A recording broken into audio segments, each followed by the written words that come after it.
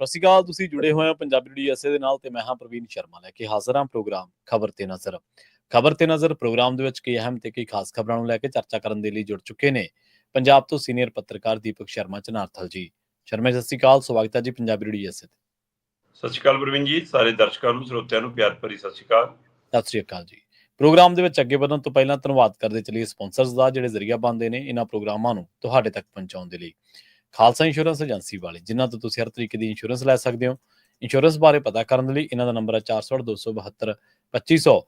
ਇਹ 1992 ਤੋਂ ਲਗਾਤਾਰ ਇੰਸ਼ੋਰੈਂਸ ਬਿਜ਼ਨਸ ਦੇ ਵਿੱਚ ਸ਼ਾਨਦਾਰ ਸੇਵਾਵਾਂ ਦੇ ਰਹੇ ਨੇ ਤੇ ਅਮਰੀਕਾ ਭਰ ਦੇ ਵਿੱਚ ਇੰਸ਼ੋਰੈਂਸ ਕਰਦੇ ਨੇ।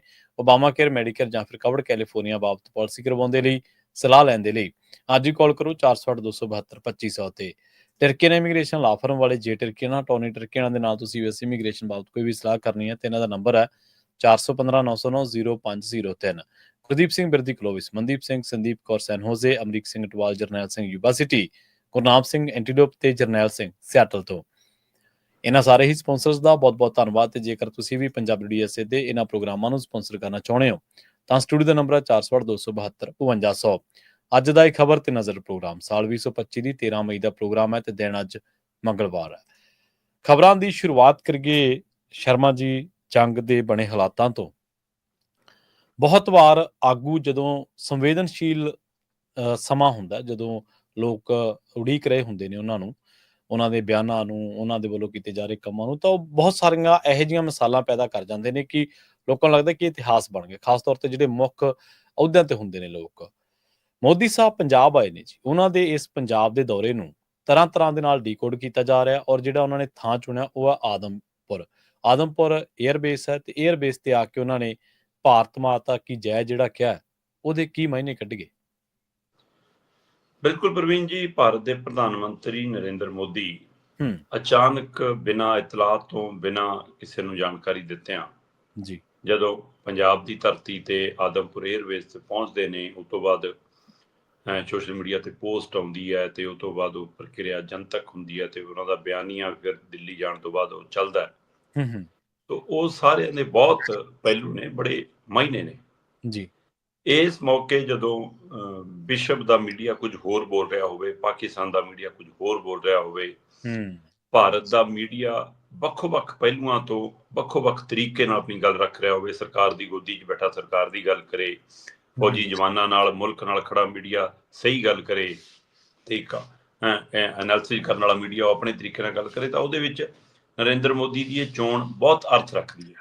ਜੀ।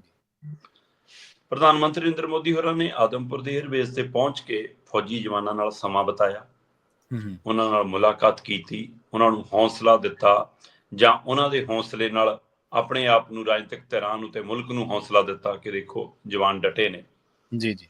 ਇਹਦੇ ਜਿਹੜੇ ਤੁਸੀਂ ਅਰਥ ਪੁੱਛ ਰਹੇ ਹੋ, ਉਹਦਾ ਪਹਿਲਾ ਸਪਸ਼ਟ ਅਰਥ ਤਾਂ ਇਹ ਹੈ ਕਿ ਪਾਕਿਸਤਾਨ ਵੱਲੋਂ ਇਹ ਬਿਆਨੀਆਂ ਜਾਰੀ ਹੋ ਰਿਹਾ ਸੀਗਾ ਜਾਂ ਇਹ ਕਿਹਾ ਜਾ ਰਿਹਾ ਸੀ, ਇਹ ਫੈਲਾਇਆ ਜਾ ਰਿਹਾ ਸੀ ਕਿ ਆਦਮਪੁਰ 에ਅਰਵੇਜ਼ ਨੂੰ ਅਸੀਂ ਨੁਕਸਾਨ ਪਹੁੰਚਾਤਾ, ਅਸੀਂ ਉਹਦੇ ਤੇ ਹਮਲਾ ਕਰਤਾ, ਜੀ ਇਹ ਹੈ ਉਹ ਹੈ। ਸੋ ਉਸ ਦਾ ਜਵਾਬ ਸੀਗਾ ਕਿ ਆ ਲੋ ਭਾਈ, ਆਦਮਪੁਰ 에ਅਰਵੇਜ਼ ਵੀ ਉੱਥੇ ਹੀ ਹੈ ਤੇ ਮੈਂ ਵੀ ਉੱਥੇ ਹੀ ਹਾਂ। ਸੋ ਇਸ ਲਈ ਕਿ ਜੇ ਇੱਥੇ ਕੁਛ ਅਜਿਹੀ ਸਥਿਤੀ ਹੁੰਦੀ ਤਾਂ ਮੈਂ ਥੋੜਾ ਆਉਂਦਾ, ਫਿਰ ਤਾਂ ਸੰਭਾਲਣ ਵਾਲੇ ਆਉਂਦੇ ਇਹਨੂੰ। ਸੋ ਇਸ ਲਈ ਜੇ ਮੈਂ ਆਇਆ ਤਾਂ ਇਹਦਾ ਮਤਲਬ ਸਾਰਾ ਕੁਝ ਠੀਕ ਠਾਕ ਹੈ। ਇੱਕ ਤਾਂ ਉਹ ਸੀਗਾ।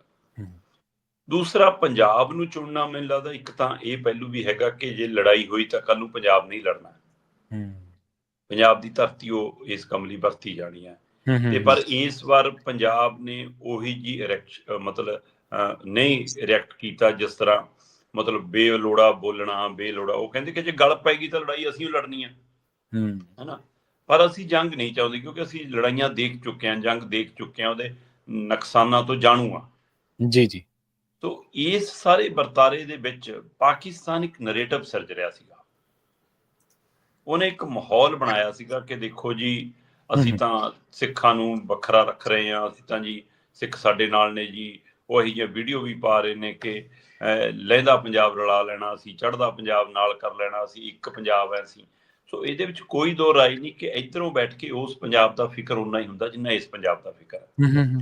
ਤੇ ਉਧਰ ਵਾਲਿਆਂ ਨੂੰ ਵੀ ਪੰਜਾਬ ਤੇ ਪੰਜਾਬੀਆਂ ਦਾ ਆਪਸੀ ਹੇਜ ਜਾਂ ਆਪਸੀ ਸੱਭਿਆਚਾਰ ਜਾਂ ਆਪਸੀ DNA ਇੱਕੋ ਸਰਦਾ। ਪਰ ਜਦੋਂ ਮੁਲਕ ਦੀ ਹੱਦਬੰਦੀ ਦਾ ਮਸਲਾ ਹੁੰਦਾ ਤਾਂ ਮੁਲਕ ਨਾਲ ਹੀ ਖੜਦੇ ਆ ਅਸੀਂ। ਸੋ ਉਸ ਪ੍ਰਕਿਰਿਆ 'ਚ ਨਰਿੰਦਰ ਮੋਦੀ ਪਾਕਿਸਤਾਨ ਵੱਲੋਂ ਸਿਰਜੇ ਜਾ ਰਹੇ ਇਹ ਨਰੇਟਿਵ ਨੂੰ ਮੈਨੂੰ ਲੱਗਦਾ ਦੁਨੀਆ ਭਰ ਦੇ ਵਿੱਚ ਤੋੜਨ ਦੇ ਲਈ ਵੀ ਉਹਨਾਂ ਨੇ ਪੰਜਾਬ ਨੂੰ ਚੁਣਿਆ। ਪਰ ਇਸ ਤਰ੍ਹਾਂ ਪੰਜਾਬ ਆ ਕੇ ਨਾ ਤਾਂ ਤੁਸੀਂ ਆਪਣੀਆਂ ਗਲਤੀਆਂ ਧੋ ਸਕਦੇ ਹੋ, ਇਸ ਤਰ੍ਹਾਂ ਪੰਜਾਬ ਆ ਕੇ ਨਾ ਤਾਂ ਤੁਸੀਂ ਮਤਲਬ ਆਪਣੀਆਂ ਖਾਮੀਆਂ ਲੁਕੋ ਸਕਦੇ ਹੋ, ਇਸ ਤਰ੍ਹਾਂ ਪੰਜਾਬ ਆ ਕੇ ਆਦਮ ਪ੍ਰੇਰ ਬੇਸ ਜੇ ਤੁਸੀਂ ਸੋਚੋ ਕਿ ਤੁਹਾਡੇ ਨੂੰ ਜਿਹੜੇ ਸਵਾਲ ਹੋ ਰਹੇ ਨੇ ਉਹ ਬੰਦ ਹੋ ਜਾਣਗੇ, ਨਾ ਉਹ ਬੰਦ ਹੋ ਸਕਦੇ ਹੋ। ਜਿਹੜਾ ਤਾਂ ਮੁਲਕ ਦਾ ਮਸਲਾ ਉੱਥੇ ਤਾਂ ਮੁਲਕ ਦੇ ਨਾਤੇ ਸਾਰੇ ਖੜੇ ਨੇ, ਪਰ ਜਦੋਂ ਸਰਕਾਰ ਦੇ ਨਾਤੇ ਤੁਹਾਨੂੰ ਸਵਾਲ ਬਣਦਾ ਤਾਂ ਉਹਦਾ ਸਵਾਲ ਦਾ ਜਵਾਬ ਤਾਂ ਤੁਹਾਨੂੰ ਹੀ ਦੇਣਾ ਪੈਣਾ। ਉਹਦੇ ਲਈ ਤਾਂ ਉਹ ਤੁਹਾਡੇ ਤੇ ਸਵਾਲ ਜਿਉਂਦੇ ਤਿਉਂ ਖੜੇ ਨੇ ਕਿ ਭਾਈ ਤੁਸੀਂ 100 ਮਾਰੇ ਜੀ, ਤੁਸੀਂ ਕਹਿੰਦੇ ਜੀ ਅਸੀਂ 35-40 ਉਹਨਾਂ ਦੇ ਫੌਜੀ ਵੀ ਮਾਰਤੇ ਜੀ, 100 ਅੱਤਵਾਦੀ ਮਾਰਤੇ ਜੀ, ਟਿਕਾਣੇ ਤਬਾਹ ਹੋ ਗਏ ਜੀ। ਪਰ ਹੁਣ ਤਾਂ ਇਹ ਜਨਤਕ ਹੋ ਗਈ ਗੱਲ ਕਿ ਸਾਡੇ 8 ਜਵਾਨ ਸ਼ਹੀਦ ਹੋ ਚੁੱਕੇ ਨੇ। ਸਹੀ। ਹੁਣ ਤਾਂ ਇਹ ਵੀ ਡਾਟਾ ਆਉਣ ਲੱਗ ਗਿਆ ਕਿ 28 ਤੋਂ 30 ਬੰਦੇ ਨੇ, ਅਜੇ ਵੀ ਪਤਾ ਨਹੀਂ ਇਹ ਸਪਸ਼ਟ ਕਿੰਨੀ ਹੈ ਕਿ 28 ਤੋਂ 30 ਸਾਡੇ ਆਮ ਨਾਗਰਿਕ ਮਾਰੇ ਗਏ ਨੇ। ਸੋ ਇਹਨਾਂ ਦੀ ਜ਼ਿੰਮੇਵਾਰੀ ਕਿਹਨੇ ਲੈਣੀ ਹੈ? ਵੀ ਕਿਹਨੇ ਲੈਣੀ? ਸਹੀ ਹੈ। ਇਹਨਾਂ ਦੇ ਸੰਦੂਰ ਜਿਹੜੇ ਉਜੜੇ ਉਹਦੇ ਲਈ ਕੌਣ ਜ਼ਿੰਮੇਵਾਰ ਹੈ ਜੀ? ਤੇ ਜਿਨ੍ਹਾਂ ਨੇ ਪਹਿਲਿਆਂ ਦੇ ਸੰਦੂਰ ਉਜਾੜੇ ਸੀ ਉਹਨਾਂ ਦੀ ਨਿਸ਼ਾਨਦੇਹੀ ਕਿੱਥੇ ਆ? ਪਹਿਲਗਾਮ ਤਾਂ ਛੱਡੋ, ਅਜੇ ਤਾਂ ਪੁਲਵਾਮਾ ਵਾਲੇ ਮਾਮਲੇ ਦੀ ਜਾਂਚ ਨਹੀਂ ਹੋਈ ਸਹੀ ਮਾਇਨੇ 'ਚ। ਉਹ ਜਾਂਚ ਕਿਹਨੇ ਕਰਨੀ ਸੀ ਜੀ? ਉਹ ਕਦੋਂ ਆਏ, ਕਿੱਥੋਂ ਆਏ, ਕਿਵੇਂ ਆਏ, ਐਡੀ RDX ਕਿਵੇਂ ਆਈ? ਉਸੇ ਤਰ੍ਹਾਂ ਆਏ ਨੇ ਇਹ ਅੱਤਵਾਦੀ, ਇੰਨੀ ਸ਼ਾਨ ਨਾਲ ਆਏ ਕਿਵੇਂ? ਇੰਨੇ ਲੰਬਾ ਸਮਾਂ ਉੱਥੇ ਘਟਨਾਕ੍ਰਮ ਨੂੰ ਅੰਜਾਮ ਦੇ ਕੇ ਗਏ ਕਿੱਥੇ? ਕੌਣ ਸੀ? ਉਹ ਮਾਰੇ ਵੀ ਗਏ ਜਾਂ ਨਹੀਂ ਮਾਰੇ ਗਏ? ਜੇ ਮਾਰੇ ਗਏ ਤਾਂ ਕਿਵੇਂ ਮਾਰੇ ਗਏ? ਕੀ ਹੈ ਉਹਦੀ ਜਵਾਬਦੇਹੀ ਕਿਹਨੇ ਦੇਣੀ ਹੈ? ਜੀ ਬਿਲਕੁਲ।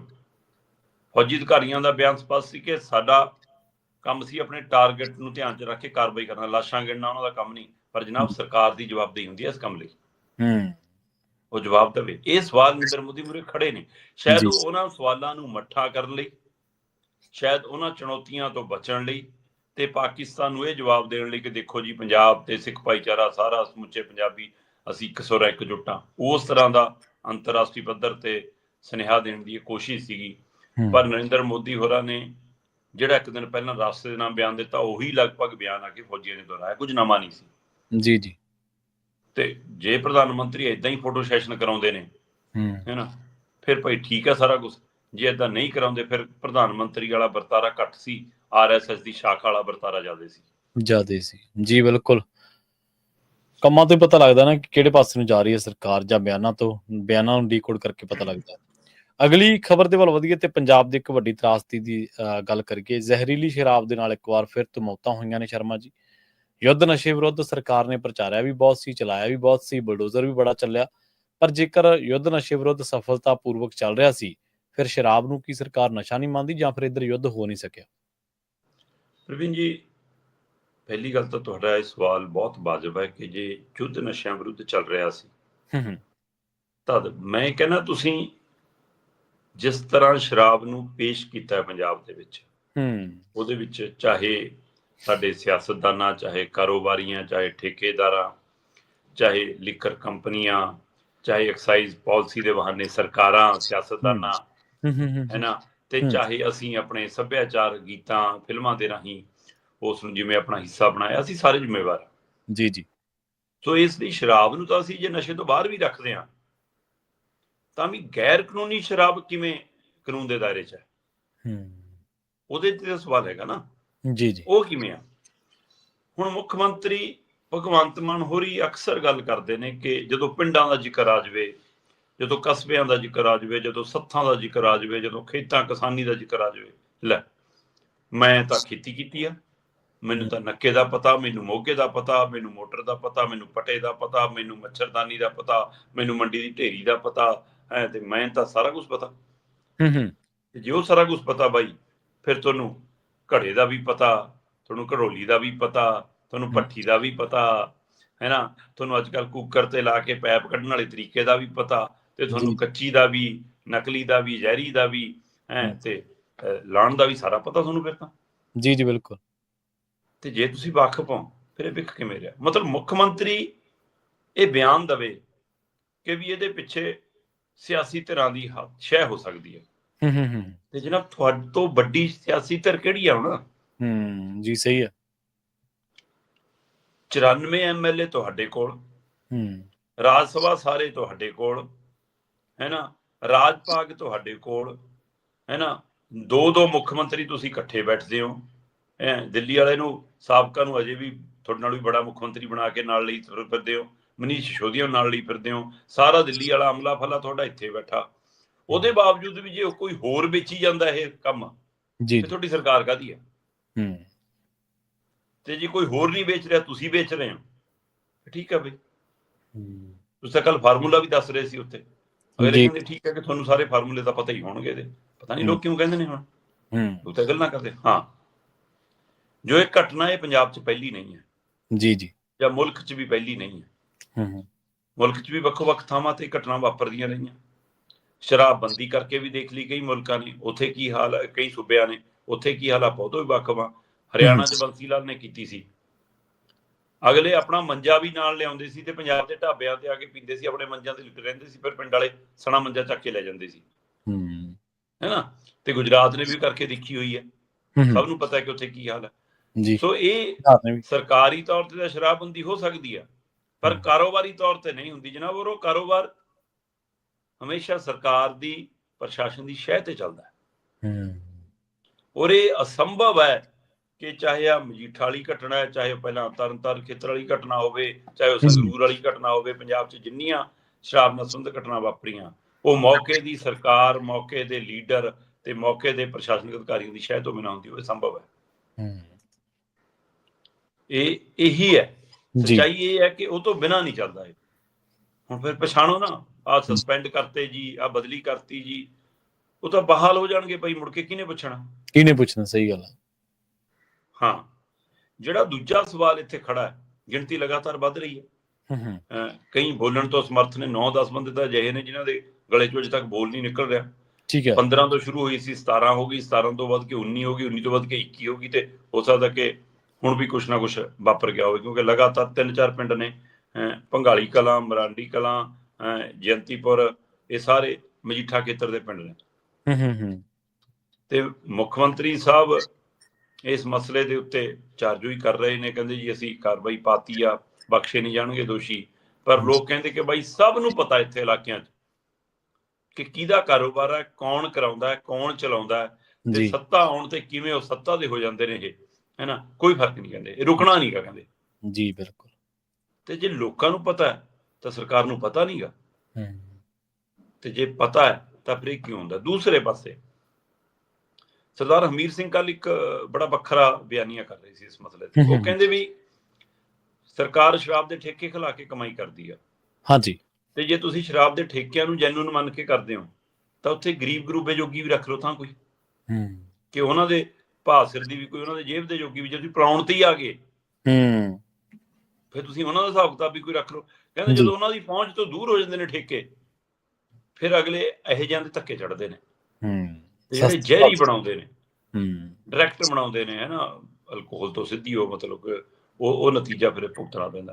ਕਹਿੰਦੇ ਇਸ ਲਈ ਇਹਦੇ ਤੇ ਰੋਕ ਲਾਉਣਾ ਵੀ ਸਰਕਾਰ ਦਾ ਹੀ ਕੰਮ ਹੈ, ਪਰ ਬਕਾਉਣਾ ਵੀ ਜੇ ਸਰਕਾਰਾਂ ਦਾ ਹੀ ਕੰਮ ਹੈ, ਫਿਰ ਰੋਕ ਕਿਵੇਂ ਲੱਗੂਗੀ? ਜੀ ਬਿਲਕੁਲ ਬਿਲਕੁਲ। ਅਗਲੀ ਖਬਰ ਵੀ ਸ਼ਰਾਬ ਨਾਲ ਹੀ ਜੁੜਦੀ ਹੈ। ਕਹਿੰਦੇ ਕਿ ਸ਼ਰਾਬ ਪੀ ਕੇ ਮਰੋ ਤਾਂ 10 ਲੱਖ ਰੁਪਈਆ, ਸ਼ਾਇਦ ਪੰਜਾਬ ਸਰਕਾਰ ਵੱਲੋਂ ਪਾਈ ਗਈ ਨਵੀਂ ਪਿਰਤ ਦੀ ਗੱਲ ਹੋ ਰਹੀ ਹੈ, ਤੇ ਜੰਗ ਦੇ ਵਿੱਚ ਮਰੋ ਤਾਂ 5 ਲੱਖ। ਫਿਰ ਲੋਕ ਕਹਿਣਗੇ ਜੰਗ ਦੇ ਵਿੱਚ ਜਾਨ ਕੌਣ ਦੇਊਗਾ, ਜਾਂ ਜੰਗ ਦੀ ਮੌਤ ਨੂੰ ਕੌਣ ਜਾਊਗਾ? ਫਿਰ ਤਾਂ ਇਹੀ ਕਹੂਗਾ ਅਗਲਾ ਕਿ ਚਲੋ ਸ਼ਰਾਬ ਪੀ ਕੇ, ਵੱਧ ਵੀ ਹੋ ਸਕਦਾ ਕਿ ਲਾਲਚਵਸ ਪੀ ਲੈਣ, ਜਾਂ ਕਿਸੇ ਵੀ ਤਰੀਕੇ ਦੇ ਨਾਲ, ਜਾਂ ਗਲਤ ਤਰੀਕੇ ਦੇ ਨਾਲ ਉਸ ਪਾਸੇ, ਉਸ ਜਿਵੇਂ ਆਪਾਂ ਕਹਿ ਲਈਏ ਵੀ ਐਡ ਕਰ ਦਿੱਤਾ ਜਾਵੇ ਇਹਦਾ, ਚਲੋ ਸ਼ਰਾਬ ਪੀ ਕੇ ਬੰਦਾ ਮਰਿਆ। ਮਤਲਬ ਸਰਕਾਰ ਜਾ ਕਿੱਧਰ ਨੂੰ ਰਹੀ ਹੈ? ਸੂਰਬੀਰਤਾ, ਬਹਾਦਰੀ ਦੀ ਗੱਲ ਤਾਂ ਦੂਰ, ਜਾਂ ਵਿਕਟਮ ਬਣਨ ਦੀ ਗੱਲ ਦੂਰ, ਜਾਂ ਖੜਨਾ ਦੂਰ, ਇਹ ਹੁਣ ਨਸ਼ੇ ਵਾਲੇ ਪਾਸੇ ਨੂੰ ਰੁਝਾਨ ਹੋ ਗਿਆ। ਪ੍ਰਵੀਨ ਜੀ ਬਿਲਕੁਲ, ਇਹ ਬਹੁਤ ਵੱਡਾ ਸਵਾਲ ਹੈ। ਬੇਸ਼ੱਕ ਮਰਨਾ ਤਾਂ ਕੋਈ ਨਹੀਂ ਚਾਹੁੰਦਾ, ਪਰ ਜਦੋਂ ਇੰਜ ਹੋ ਜਾਵੇ ਕਿ ਹਾਂ ਵੀ ਚਲੋ ਵੀ ਸ਼ਰਾਬ ਪੀ ਕੇ ਮਰਨ ਤੇ ਨੌਕਰੀ ਵੀ ਸਰਕਾਰੀ ਮਿਲੂਗੀ, ਇਹ ਕਿਹੜੀ ਕੁਰਬਾਨੀ ਆ ਬਈ? ਇਹ ਸਹੀ ਹੈ, ਬਿਲਕੁਲ। ਇਹ ਤਾਂ ਪਛਾਣੇ ਹਾਦਸਾ ਹੈ, ਔਰ ਜਿਨ੍ਹਾਂ ਨੇ ਇਸ ਨੂੰ ਅੰਜਾਮ ਦਿੱਤਾ ਉਹਨਾਂ ਦੇ ਉੱਤੇ ਕਾਰਵਾਈ ਕਰੋ, ਠੀਕ ਹੈ, ਪਰਿਵਾਰਾਂ ਦੇ ਪਿੱਛੇ। ਪਰ ਸ਼ਰਾਬ ਪੀਣ ਨੂੰ ਤੁਸੀਂ ਉਤਸ਼ਾਹਿਤ ਕਿਉਂ ਕਰ ਰਹੇ ਹੋ? ਹਾਂ ਬਿਲਕੁਲ, ਸਵਾਲ ਤਾਂ ਇਹ ਹੈ। ਪੰਜਾਬ ਸਰਕਾਰ ਨੇ ਇਹਨਾਂ ਮ੍ਰਿਤਕਾਂ ਦੇ ਲਈ 10-10 ਲੱਖ ਰੁਪਈਆ ਪਰਿਵਾਰਾਂ ਨੂੰ, ਤੇ ਜੀ ਨਾਲ ਇੱਕ ਮੈਂਬਰ ਨੂੰ ਸਰਕਾਰੀ ਨੌਕਰੀ ਐਲਾਨ ਕੀਤਾ। ਤੇ ਇਹ ਕਿਹੜਾ ਕ੍ਰਾਈਟੇਰੀਆ ਮੈਨੂੰ ਨਹੀਂ ਪਤਾ। ਇਹ ਵੋਟ ਕ੍ਰਾਈਟੇਰੀਆ ਹੀ ਹੈ ਬਿਲਕੁਲ ਜਾਂ ਕੋਈ ਹੋਰ ਮਸਲਾ ਹੈ। ਦੂਸਰੇ ਪਾਸੇ ਤੁਹਾਡੇ ਧਿਆਨ 'ਚ ਹੋਣਾ ਕਿ ਜਦੋਂ ਲਗਾਤਾਰ ਉਧਰੋਂ ਗਵਾਂਢੀ ਮੁਲਕ ਤੋਂ ਗ੍ਰਨੇਡ ਆ ਰਹੇ ਸੀ, ਰੌਕਟ ਆ ਰਹੇ ਸੀ, ਉਹ ਦੂਏ ਡਰੋਨ ਆ ਰਹੇ ਸੀ, ਉਹ ਸਾਰਿਆਂ ਦੇ ਦਰਮਿਆਨ ਪੰਜਾਬ ਦੇ ਫਿਰੋਜ਼ਪੁਰ ਦੇ ਖੇਤਰ ਦੇ ਵਿੱਚ ਇੱਕ ਪਰਿਵਾਰ ਉਹਦੀ ਚਪੇਟ 'ਚ ਆਇਆ ਤੇ ਉਹ ਝੁਲਸਿਆ ਗਿਆ। 3 ਜੀ ਸੀਗੇ। 50 ਸਾਲਾ ਔਰਤ ਸੀਗੀ ਜਿਹੜੀ ਸੁਖਵਿੰਦਰ ਕੌਰ, ਉਹਦਾ ਘਰ ਵਾਲਾ ਸੀ 55 ਸਾਲਾ ਲਖਵਿੰਦਰ ਸਿੰਘ, ਇਹਨਾਂ ਦਾ ਬੇਟਾ ਸੀਗਾ ਕਰੀਬ 24 ਸਾਲ ਦਾ ਮੁੰਡਾ ਜਸਵੰਤ ਸਿੰਘ। ਸੋ ਜਸਵੰਤ ਸਿੰਘ ਹੁਣ ਖਤਰੇ ਤੋਂ ਬਾਹਰ ਹੈ, ਪਰ ਉਹ ਕਾਫੀ ਹੱਦ ਤੱਕ ਉਹਦਾ ਸਰੀਰ ਝੁਲਸਿਆ ਹੋਇਆ, ਨੁਕਸਾਨ ਹੈ, ਪਰ ਉਹ ਖਤਰੇ ਤੋਂ ਬਾਹਰ ਹੈ।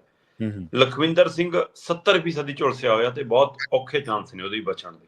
ਉਹ ਅੱਛਾ। ਪਰ ਬੀਬੀ ਸੁਖਵਿੰਦਰ ਕੌਰ 100% ਝੁਲਸ ਗਈ ਸੀ, ਪਤਾ ਹੀ ਨਹੀਂ ਬਚੀ, ਤੇ ਉਹ ਨਹੀਂ ਬਚੀ।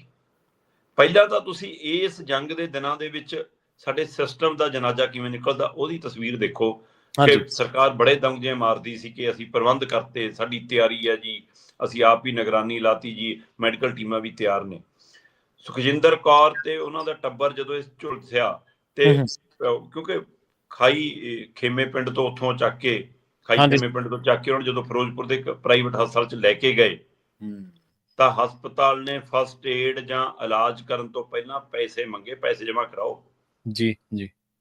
ਮਤਲਬ ਉਧਰ ਮੁਲਕ ਤੇ ਭਾਰ ਪਿਆ, ਜੰਗ ਲੱਗੀ ਆ, ਉਸ ਦਾ ਸ਼ਿਕਾਰ ਨੇ, ਕੋਈ ਲੜਾਈ ਝਗੜੇ ਦਾ ਮਸਲਾ ਨਹੀਂ, ਕੋਈ ਥਾਣੇ ਕਚਹਿਰੀ ਦਾ ਮਸਲਾ ਨਹੀਂ, ਤੇ ਉਹਦੇ ਬਾਵਜੂਦ ਵੀ ਉਹ ਕਹਿੰਦੇ ਪਹਿਲਾਂ 40,000 ਰੁਪਏ ਜਮ੍ਹਾਂ ਕਰਾਇਆ ਫਿਰ ਇਲਾਜ ਸ਼ੁਰੂ ਕੀਤਾ ਤੇ ਇਲਾਜ ਉੱਥੇ ਤਾਂ ਵੀ ਨਹੀਂ ਹੋਇਆ, ਉਹਨੂੰ ਡੀਐਮਸੀ ਜਾਣਾ ਪਿਆ ਤੇ ਡੀਐਮਸੀ ਆ ਕੇ ਸੁਖਜਿੰਦਰ ਕੌਰ ਨਹੀਂ ਬਚੀ ਜੀ।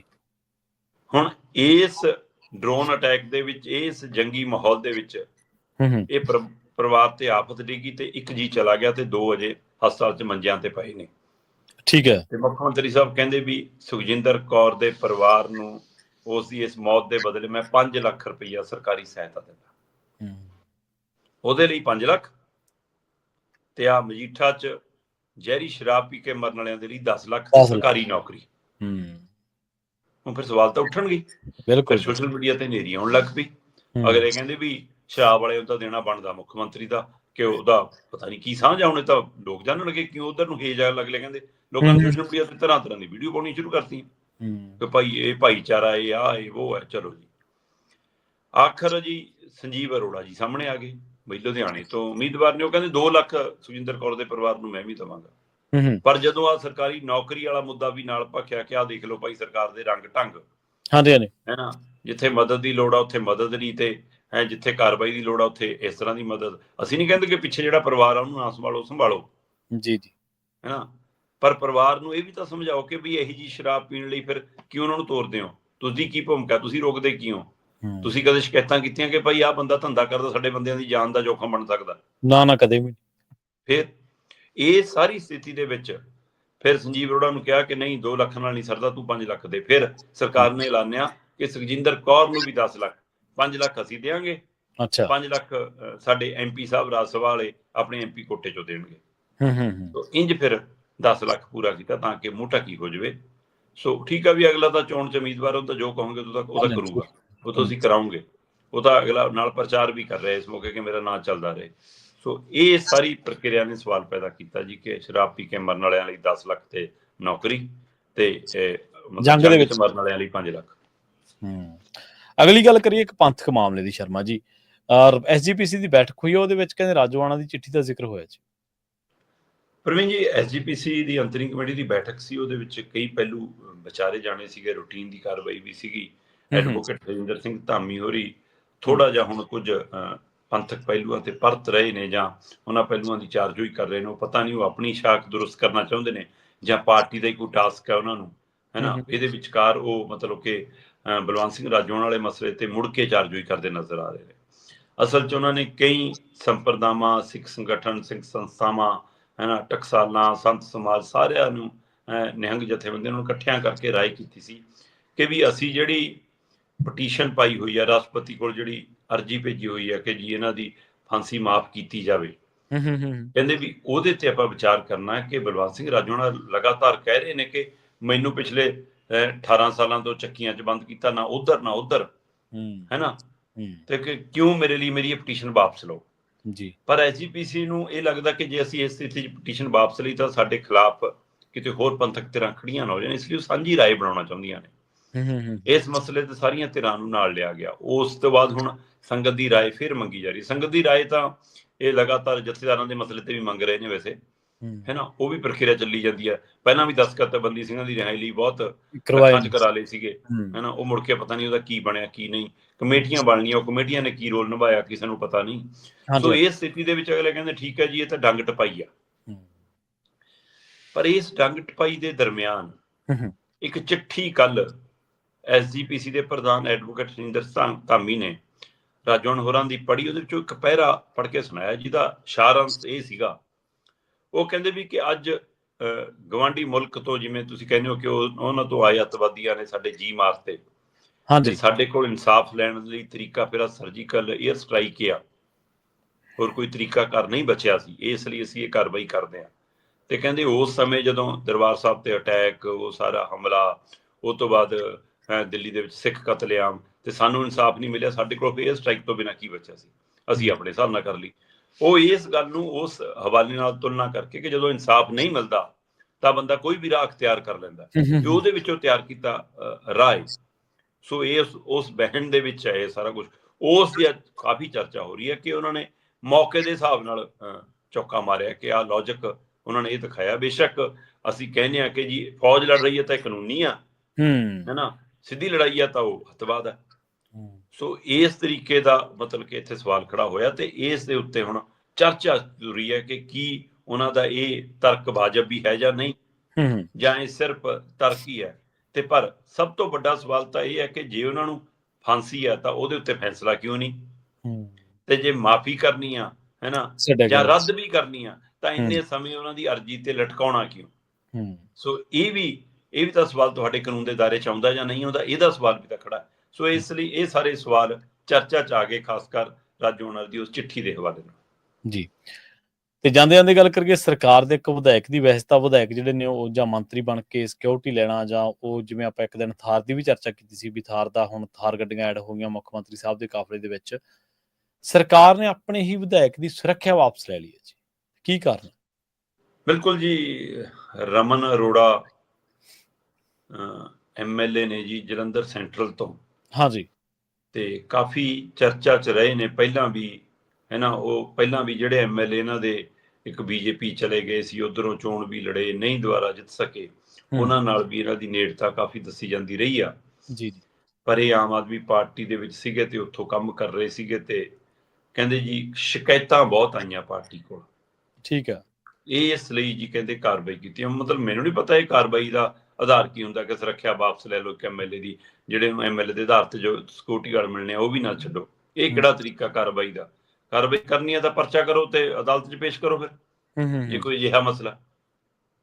ਠੀਕ ਹੈ। ਦੂਸਰਾ, ਕੁਝ ਧਿਰਾਂ ਕਹਿੰਦੀਆਂ ਕਿ ਨਹੀਂ ਵੀ ਚੋਣਾਂ ਦੇ ਨੇੜੇ ਜਾ ਕੇ ਇਹਨਾਂ ਨੇ ਕੋਈ ਨਾ ਕੋਈ ਕਾਂ ਟੰਗ ਕੇ ਆਪਣਾ ਹੀ ਦਿਖਾਉਣਾ ਹੁੰਦਾ ਕਿ ਦੇਖੋ ਜੀ, ਇਸ ਲਈ ਕਹਿੰਦੇ ਕਿ ਉਹ ਦਿਖਾਵੇ ਪ੍ਰਗਟਾਵੇ ਦਾ ਵੀ ਹੈ। ਕੁਝ ਧਿਰਾਂ ਕਹਿੰਦੀਆਂ ਨਹੀਂ ਜੀ, ਇਹ ਸ਼ਰਾਬ ਵਾਲਾ ਮਸਲਾ ਵਾਪਰਿਆ ਤਾਜ਼ਾ, ਉਸ ਮਸਲੇ ਨੂੰ ਢੱਕਣ ਲਈ ਹੁਣ ਆਪਣੇ ਮੀਡੀਆ ਨੂੰ ਇੱਧਰ ਨੂੰ ਲਾ ਦੇਣਗੇ, ਇਹ ਖਬਰਾਂ ਚੱਲੀ ਜਾਣ, ਤਾਂ ਕਰਕੇ ਜੀ ਇਹ ਮਾਮਲਾ। ਚਲੋ, ਇਹ ਤਾਂ ਜਿੰਨੇ ਮੂੰਹ ਉਨੀਆਂ ਗੱਲਾਂ। ਪਰ ਜਿਹੜੀ ਚਰਚਾ ਜਲੰਧਰ 'ਚ ਆ ਉਹ ਬਿਲਕੁਲ ਵੱਖਰੀ ਹੈ ਜੀ। ਠੀਕ ਹੈ। ਅੱਛਾ। ਜਲੰਧਰ 'ਚ ਕਹਿੰਦੇ ਜੀ ਲੋਕਾਂ 'ਚ ਚਰਚਾ ਖੂਬ ਹੈ ਕਿ ਵੀ ਇੱਥੇ ਨਾ ਡਾਕਟਰ ਬਹੁਤ ਅਮੀਰ ਨੇ, ਤੇ ਜਿਹੜੇ ਡਾਕਟਰ ਅਮੀਰ ਨੇ ਤੇ ਉਹਨਾਂ ਡਾਕਟਰਾਂ ਕੋਲੋਂ ਕਹਿੰਦੇ ਜੀ ਵਸੂਲੀ ਦਾ ਮਸਲਾ ਹੈ। ਇੱਕ ਡਾਕਟਰ ਕਹਿੰਦੇ ਜੀ ਕਿਸੇ ਖਾਸ ਬੜੇ ਬੰਦੇ ਦਾ ਜਵਾਈ ਆ, ਉਹ ਤੋਂ ਕਿਸੇ ਮਸਲਿਆਂ ਤੇ ਪੈਸੇ ਪੂਸੇ ਮੰਗ ਹੋਈ, ਕਹਿੰਦੇ 25 ਲੱਖ ਮਿਲ ਵੀ ਗਿਆ ਸੀ, ਕਿ ਉਹ ਮੋੜਤਾ ਇਹਨਾਂ ਨੇ, ਪੈਕਟ ਭਗਾ ਕੇ ਮਾਰਿਆ ਕਿ ਨਾ ਇੰਨੇ ਨਹੀਂ ਮਿਲਣੇ, ਮੈਂ ਤਾਂ ਇਹ ਤੋਂ ਦੁੱਗਣੇ ਲੈਣੇ ਜਾਂ ਤਿੱਗਣੇ ਲੈਣੇ। ਕਹਿੰਦੇ ਉਹ ਸੌਦਾ ਪਟਿਆ, ਪਤਾ ਨਹੀਂ ਪਟਿਆ ਜੀ, ਹੈ ਨਾ। ਇੱਕ ਡਾਕਟਰ ਦਾ ਕਹਿੰਦੇ ਜੀ ਇਮਾਰਤ ਬਣ ਰਹੀ ਸੀ, ਉਹਦੀ ਬੇਸਮੈਂਟ ਜਦੋਂ ਪੱਟੀ ਜਾ ਰਹੀ ਸੀ ਤਾਂ ਆਲੇ ਦੁਆਲੇ ਦੇ ਘਰਾਂ 'ਚ ਤਰੇੜਾਂ ਆ ਗਈਆਂ, ਤੇ ਰੌਲਾ ਪੈ ਗਿਆ। ਤੇ ਕਹਿੰਦੇ ਜੀ MLA ਸਾਹਿਬ ਨੇ, ਮਤਲਬ ਇਹ ਲੋਕਾਂ 'ਚ ਚਰਚਾ, ਦੰਦ ਕਥਾਵਾਂ ਦੇ ਦੰਦ ਨਹੀਂ ਹੁੰਦੇ, ਪਰ ਜੇ ਚਰਚਾ ਹੁੰਦੀ ਹੈ ਉਹਦਾ ਕੁਝ ਅਰਥ ਜ਼ਰੂਰ ਹੁੰਦਾ। ਤੇ ਇਸ ਲਈ ਆਪਾਂ ਤਾਂ ਜੇ ਸਰਕਾਰ ਨੇ ਕਾਰਵਾਈ ਕੀਤੀ ਹੈ ਤਾਂ ਉਹਦੇ ਹਵਾਲੇ ਨਾਲ ਚਰਚਾ ਉੱਥੇ ਜਿਹੜੀ ਤੁਰੀ, ਆਪਾਂ ਤਾਂ ਉਹ ਆਪਣੇ ਦਰਸ਼ਕਾਂ ਸਾਹਮਣੇ ਰੱਖ ਰਹੇ। ਉਹ ਕਹਿੰਦੇ ਜੀ ਕਿ ਉੱਥੇ ਫਿਰ ਨਿਗਮ ਵੱਲੋਂ ਨੋਟਿਸ ਕੱਢ ਦਿੱਤਾ ਗਿਆ, ਨੋਟਿਸ ਕੱਢਿਆ ਜਾਂ ਕਢਾ ਦਿੱਤਾ ਗਿਆ, ਹੈ ਨਾ। ਤੇ ਉਹ ਤੋਂ ਬਾਅਦ ਕਹਿੰਦੇ ਜੀ ਉਹ ਨੋਟਿਸ ਵਾਪਸ ਕਰਾਉਣ ਦੇ ਲਈ ਫਿਰ 5 ਕਰੋੜ ਦੀ ਮੰਗ ਹੋਈ। ਹੁਣ ਕਹਿੰਦੇ ਜੀ ਉਹ ਬੰਦਾ 5 ਕਰੋੜ ਨਹੀਂ 10 ਕਰੋੜ ਦੇਣ ਦੀ ਵੀ ਹਿੰਮਤ ਰੱਖਦਾ, ਤੇ ਜਿਹੜਾ 10 ਕਰੋੜ ਇੱਕ ਇੰਨੇ ਕ ਮਸਲੇ ਦੇ ਦੇਣ ਦੀ ਹਿੰਮਤ ਰੱਖਦਾ, ਫਿਰ ਉਹ ਜੇਬ 'ਚ ਕਿੰਨੇ ਕੁ ਸਿਆਸਤਦਾਨਾਂ ਨੂੰ ਰੱਖਦਾ ਹੋਊਗਾ, ਇਹਦਾ ਅੰਦਾਜ਼ਾ ਵੀ ਆਮ ਹੀ ਲੱਗ ਜਾਂਦਾ। ਆਮ ਹੀ ਲੱਗ ਜਾਂਦਾ, ਸਹੀ ਗੱਲ। ਫਿਰ ਉਹ ਕਹਿੰਦਾ ਅੱਛਾ ਕਿ 5 ਕਰੋੜ ਵਾਲੇ ਤੇ ਤੇਰੀ ਔਕਾਤ ਨਹੀਂ, ਤੈਨੂੰ ਨਹੀਂ ਦੇਣੇ, ਤੇ ਮੈਂ ਜੇ ਦੇਵਾਂਗਾ ਹੀ ਕਿਸੇ ਹੋਰ ਨੂੰ ਦੇ ਦੂੰਗਾ। ਅੱਛਾ। ਕਹਿੰਦੇ ਉਹ ਆਮੋ ਸਾਹਮਣਾ ਹੋ ਗਿਆ। ਤੇ ਐਮਐਲਏ, ਇਹ ਲੋਕਾਂ ਦੀ ਚਰਚਾ ਹੈ ਕਿ ਐਮਐਲਏ 5 ਕਰੋੜ ਤੋਂ 1 ਕਰੋੜ ਤੇ ਆ ਗਿਆ ਜੀ। 1 ਕਰੋੜ ਤੋਂ 50 ਲੱਖ ਤੇ ਆ ਗਿਆ, 50 ਲੱਖ ਤੋਂ 10 ਲੱਖ ਤੇ ਵੀ ਆ ਗਿਆ, ਤੇ ਪਰ ਕਹਿੰਦੇ ਮਿਲਿਆ ਕੁਛ ਨਹੀਂ। ਤੇ ਇਹਦੇ ਨਾਲ ਬਦਨਾਮੀ ਬਹੁਤ ਹੋਈ ਜੀ ਜੀ, ਤੇ ਸ਼ਿਕਾਇਤਾਂ ਉੱਪਰ ਤੱਕ ਪਹੁੰਚ ਗਈਆਂ। ਮੈਂ ਤਾਂ ਹੀ ਗੱਲ ਕੀਤੀ ਕਿ ਜਿਹੜਾ ਇਹ 5 ਕਰੋੜ ਮੰਗਦਾ, ਅਗਲੇ ਨੇ ਪਤਾ ਨਹੀਂ ਕਿਹਨੂੰ ਮੱਥਾ ਟਿਕਾ ਕੇ ਕਹੂਗਾ ਕਿ ਲੈ ਕਰ ਵੀ ਅਗਲੀ ਵਾਰ ਚੋਣੇ ਮੈਂ ਲੜ ਲੂੰ। ਦੂਜੇ ਪਾਸੇ ਜੀ, ਚੰਡੀਗੜ੍ਹ ਦੇ ਨੇੜਲੇ ਖੇਤਰ 'ਚ ਇੱਕ ਮੰਤਰੀ ਸਭਾ ਨੂੰ ਹਟਾਇਆ ਗਿਆ ਸੀ। ਹਾਂਜੀ ਹਾਂਜੀ, ਤੇ ਉਸ ਸਮੇਂ ਵੀ ਚਰਚਾ ਖੂਬ ਚੱਲੀ ਸੀ ਕਿ ਉਹਦੇ ਹਟਾਉਣ ਦੇ ਪਿੱਛੇ ਕਾਰਨ ਇਹ ਹੈ ਕਿ ਉਹ ਦਿੱਲੀ ਵਾਲਿਆਂ ਨੂੰ ਸਹੀ ਹਿਸਾਬ ਨਹੀਂ ਦਿੰਦੀ ਵਸੂਲੀ ਦਾ। ਉਹ ਅੱਛਾ। ਇੱਥੇ ਵੀ ਕਹਿੰਦੇ ਮਸਲਾ ਇਹ ਨਿਕਲਿਆ, ਕਹਿੰਦੇ ਇੱਥੇ ਪੁਰਾਣੇ ਖਾਸੇ ਰਿਕਾਰਡ ਨਿਕਲੇ ਕਿ ਆਹ ਇਕੱਠੇ ਕੀਤੇ ਸੀ, ਵੀ ਇਹਦੇ ਵਿੱਚੋਂ ਕਮਿਸ਼ਨ ਤਾਂ ਗਿਆ ਹੀ ਨਹੀਂ, ਹਿੱਸਾ ਤਾਂ ਗਿਆ ਹੀ ਨਹੀਂ। ਸੋ ਇਸ ਲਈ ਜਲੰਧਰ ਦੇ ਵਿੱਚ ਚਰਚਾ ਇਹ ਹੈ ਕਿ ਇਸ ਲਈ ਕਾਰਵਾਈ ਹੋਈ ਹੈ ਕਿ ਕੱਲਾ ਹੀ ਢਕਾਰ ਗਿਆ, ਉੱਪਰ ਵਾਲਿਆਂ ਨੂੰ ਪੂਰਾ ਹਿਸਾਬ ਨਹੀਂ ਦਿੱਤਾ ਜੀ, ਕਹਿੰਦੇ ਜਿੰਨੇ ਕੁ ਵੀ ਮਿਲੇ, ਤੇ ਆ ਜਿਹੜੇ ਨਹੀਂ ਮਿਲੇ ਉਹਦੇ ਕਰਕੇ ਛੁੱਟੀ ਹੋ ਗਈ ਕਹਿੰਦੇ। ਸੋ ਇਹ ਚਰਚਾਵਾਂ ਨੇ, ਪਰ ਐਮਐਲਏ ਖੁਦ ਕਹਿ ਰਿਹਾ ਜੀ ਕਿ ਬਿਲਕੁਲ ਜੀ ਮੈਨੂੰ ਨਹੀਂ ਪਤਾ, ਨਾ ਮੈਂ ਪਾਰਟੀ ਬਦਲ ਰਿਹਾ, ਨਾ ਮੈਂ ਦਲ ਬਦਲ ਰਿਹਾ, ਨਾ ਮੈਂ ਆਮ ਆਦਮੀ ਪਾਰਟੀ ਛੱਡ ਰਿਹਾ। ਕੁਝ ਤਰ੍ਹਾਂ ਕਹਿੰਦੀਆਂ ਹੋ ਸਕਦਾ ਕਿ ਪਾਰਟੀ ਬਦਲ ਲਵੇ ਹੁਣ ਉਹ ਨਾ, ਪਰ ਉਹ ਕਹਿੰਦੇ ਕਿ ਨਹੀਂ ਜੀ ਮੈਂ ਤਾਂ ਆਮ ਆਦਮੀ ਪਾਰਟੀ 'ਚ, ਤੇ ਹਟਾਈ ਕਿਉਂ ਸੁਰੱਖਿਆ ਮੈਨੂੰ ਨਹੀਂ ਪਤਾ, ਸੁਰੱਖਿਆ ਛਤਰੀ ਬਿਲਕੁਲ ਹਟਾ ਲਈ ਗਈ ਹੈ। ਤੁਹਾਨੂੰ ਯਾਦ ਹੋਣਾ ਸਰਕਾਰ ਬਣਦੇ ਹੀ ਮਾਨਸਾ ਦੇ ਸਿੰਗਲਾ ਸਾਹਿਬ ਦੀ ਵਾਰੀ ਆਈ ਸੀਗੀ, ਹੁਣ ਸਿੰਗਲਾ ਸਾਹਿਬ ਉਹੀ ਸਟਾਰ ਨੇ ਘਰ 'ਚ। ਹਾਂਜੀ ਬਿਲਕੁਲ। ਉਸ ਤੋਂ ਬਾਅਦ ਅੰਮ੍ਰਿਤ ਰਤਨ ਤੱਕ ਆਉਂਦੇ ਤੇ ਬਹੁਤ ਕੁਛ ਹੋ ਗਿਆ। ਇਹਨਾਂ ਦਾ ਇੱਕ ਵਿਧਾਇਕ, ਉਹਦਾ ਪਿਤਾ ਇਸ ਤਰ੍ਹਾਂ ਪੈਸੇ ਮੰਗਦਾ, ਫੜਿਆ ਗਿਆ ਸੀ ਕਾਲ ਦੇ ਵਿੱਚ, ਬੀਬੀ ਨੇ ਕੋਠੀ ਨੱਪ ਲਈ ਸੀ। ਕੀ ਕੁਛ ਨਹੀਂ ਹੋਇਆ ਇਹਨਾਂ ਦੇ ਉੱਤੇ, ਦੋਸ਼ ਕਿਹੋ ਜਿਹੇ ਨਹੀਂ ਲੱਗੇ। ਇੱਕ ਵੱਡੇ ਮੰਤਰੀ ਉੱਤੇ ਮਾਈਨਿੰਗ ਤੱਕ ਦੇ ਦੋਸ਼ ਲੱਗਦੇ ਨੇ ਕਿ ਉਹਦੇ ਵਿੱਚੋਂ ਵੀ ਹਿੱਸਾ ਪੱਤੀ ਜਾਂਦਾ ਬਾਹਰ ਦੇ ਵਿੱਚ। ਇੱਕ ਦਾ ਜਵਾਈ ਫੜ ਲਿਆ ਸੀਗਾ ਤੇ ਜਵਾਈ ਤੇ ਕਾਰਵਾਈ ਨਹੀਂ ਹੋਈ, ਉਲਟਾ ਪੁਲਿਸ ਵਾਲਿਆਂ ਤੇ ਕਾਰਵਾਈ ਹੋ ਗਈ ਸੀ। ਹਾਂਜੀ ਹਾਂਜੀ, ਬਿਲਕੁਲ ਬਿਲਕੁਲ। ਇੱਕ ਹੁਣ ਕਿੰਨੇ ਫਰਾਰੀ ਕੀ ਬਣਿਆ ਉਹਨਾਂ ਦਾ, ਦੱਸੋ ਮੈਨੂੰ। ਹਾਂਜੀ ਹਾਂਜੀ, ਬਿਲਕੁਲ ਬਿਲਕੁਲ। ਇੱਕ ਬੀਬੀ ਇੱਕ ਮੰਤਰੀ ਦੇ ਘਰੋਂ ਆ, ਪੁਲਿਸ ਦੇ ਵਿੱਚ ਬਹੁਤ ਵੱਡੇ ਅਹੁਦੇ ਤੇ ਉਹ ਇੱਕ ਬੀਬੀ ਕੋਈ ਕਾਲ ਸੈਂਟਰ ਦੀ ਸੀ, ਉਹ ਕਹਿੰਦੀ ਵੀ ਸਾਡੇ ਨਾਲ ਵੀ ਇਹਨਾਂ ਦਾ ਚੱਲਦਾ ਸੀ ਕੰਮ ਠੀਕ ਠਾਕ, ਹਿੱਸਾ ਪੱਤੀ ਵਾਲਾ। ਸੋ ਇਹਨਾਂ ਦੇ ਵਿੱਚੋਂ ਇਨਕਲਾਬੀ ਨਗੀਨਾ ਬਚਿਆ ਕਿਹੜਾ ਜਿਹਦੇ ਉੱਤੇ ਦੋਸ਼ ਨਹੀਂ ਇਹੋ ਜਿਹੇ ਲੱਗੇ, ਜਿਹਦੇ ਉੱਤੇ ਇਹੋ ਜਿਹਾ ਕੋਈ ਆਪਾਂ ਕਹਿ ਲਈਏ ਵੀ ਇਸ ਤਰ੍ਹਾਂ ਦਾ ਕੋਈ ਦੋਸ਼ ਨਹੀਂ ਲੱਗਿਆ, ਪੈਸੇ ਮੰਗਣ ਦਾ, ਐਕਸਟੋਰਸ਼ਨ ਦਾ, ਫਰੋਤੀ ਦਾ। ਇੱਕ ਇਹਨਾਂ ਦੇ ਮੰਤਰੀ ਸਾਹਿਬ ਨੇ, ਉਹਨਾਂ ਤੇ ਕੋਈ ਹੋਰ ਤਰ੍ਹਾਂ ਦੇ ਦੋਸ਼ ਤਾਂ ਲੱਗੇ ਬਾਅਦ ਦੇ ਵਿੱਚ। ਇੱਕ ਬਹੁਤ ਵੱਡੀ ਪੈਲੀ 97-98 ਕਿੱਲੇ ਉਹਦੇ ਦੋਸ਼ ਲੱਗੇ ਵੀ ਉਹਦਾ ਗਬਨ ਕੀਤਾ, ਔਰ ਖੁਦ ਕਬਜ਼ੇ ਛੁਡਾ ਰਹੇ ਸੀ, ਆਪਦੀ ਮੰਤਰੀਆਂ ਦੇ ਦੋਸ਼ ਲੱਗੇ ਵੀ ਇਹਨਾਂ ਨੇ ਕਬਜ਼ਾ ਕੀਤਾ ਹੋਇਆ। ਸੋ ਇਹ ਦੇਖੋ ਤੁਸੀਂ, ਇਨਕਲਾਬ ਦੀ ਬੱਸ ਪਤਾ ਨਹੀਂ ਕਿਹੜੇ ਪਾਸੇ ਨੂੰ ਤੁਰ ਪਈ ਹੈ। ਹਰ ਕੋਈ ਮੁਹਿੰਮ ਚਲਾਉਂਦੇ ਨੇ, ਚਾਹੇ ਸਿੱਖਿਆ ਕ੍ਰਾਂਤੀ, ਚਾਹੇ ਯੁੱਧ ਨਸ਼ਿਆਂ ਵਿਰੁੱਧ, ਚਾਹੇ ਕੋਈ ਹੋਰ, ਉਹਦਾ ਪਟਾਕਾ ਪੈ ਜਾਂਦਾ ਕੁਛ ਹੀ ਘੰਟਿਆਂ ਦੇ ਵਿੱਚ। ਸੋਸ਼ਲ ਮੀਡੀਆ ਤੇ ਨਹੀਂ, ਇੱਕ ਦਿਨ ਮੈਨੂੰ ਤੁਹਾਡੀ ਗੱਲ ਬਹੁਤ ਯਾਦ ਰਹੀ, ਬਹੁਤ ਚੰਗੀ ਲੱਗੀ ਵੀ ਸਰਕਾਰਾਂ ਸੋਸ਼ਲ ਮੀਡੀਆ ਤੋਂ ਨਹੀਂ ਚੱਲਦੀਆਂ ਹੁੰਦੀਆਂ, ਸਰਕਾਰਾਂ ਗਰਾਊਂਡ ਤੇ ਚੱਲਦੀਆਂ ਹੁੰਦੀਆਂ। ਬਹੁਤ ਬਹੁਤ ਧੰਨਵਾਦ ਸ਼ਰਮਾ ਜੀ ਤੁਹਾਡਾ ਇਹਨਾਂ ਖਾਸ ਖਬਰਾਂ ਤੇ ਖਾਸ ਜਾਣਕਾਰੀ। ਬਹੁਤ ਸ਼ੁਕਰੀਆ ਜੀ। ਪ੍ਰੋਗਰਾਮ ਖਬਰ ਤੇ ਨਜ਼ਰ ਨੂੰ ਆਪਾਂ ਇੱਥੇ ਸਮਾਪਤ ਕਰਾਂਗੇ। ਤੁਹਾਡਾ ਸਾਰਿਆਂ ਦਾ ਬਹੁਤ ਧੰਨਵਾਦ। ਸਤਿ ਸ਼੍ਰੀ ਅਕਾਲ। ਜੁੜੇ ਰਹੋ ਪੰਜਾਬੀ ਰੇਡੀਓ USA ਦੇ ਨਾਲ।